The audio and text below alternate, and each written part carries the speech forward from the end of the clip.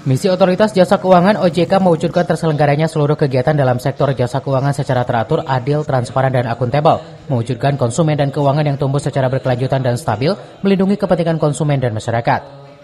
Hal ini disampaikan saat rapat anggota tahunan ke-43 KUD Sumber Alam Dramaga Kamis kemarin. Adanya simpan pinjam di koperasi dan wacana diawasi oleh OJK sangat menguntungkan bagi koperasi itu sendiri. Pasalnya konsumen dapat terdeteksi di B-checking, tidak memiliki link membuat proses simpan pinjam seperti manual. Rapat anggota tahunan secara resmi dibuka oleh Kadis Koperasi dan UMKM Kabupaten Bogor. Rapat anggota tahunan ini sebagai bentuk koperasi yang sehat dan berjalan dengan administrasi yang baik dari 778 koperasi aktif dan yang sehat 250 koperasi. Jadi pemerintah dengan regulasinya untuk usaha yang namanya kaitan dengan simpan pinjam yang sudah bermodalkan katakanlah ada patokan sekian miliar ke atas, itu harus di bawah pengawasan OJK. Jadi itu kewajiban nanti bagi yang sudah melampaui apa yang dipersyaratkan oleh pemerintah kan. Nah, dengan OJK ini ya emang kita ada untungnya.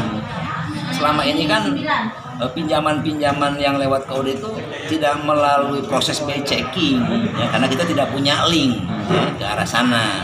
Nah, dengan nanti adanya BI-checking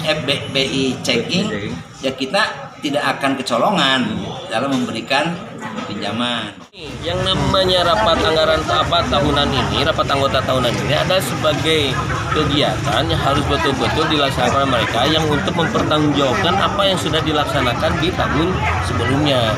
Sehingga itulah program daripada kami yang bisa dinyatakan sebagai koperasi aktif dan ada yang koperasi sehat.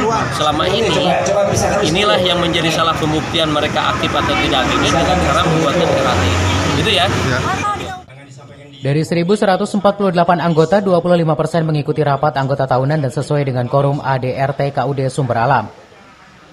Dari Dramaga Kabupaten Bogor, Iman Abdurrahman melaporkan.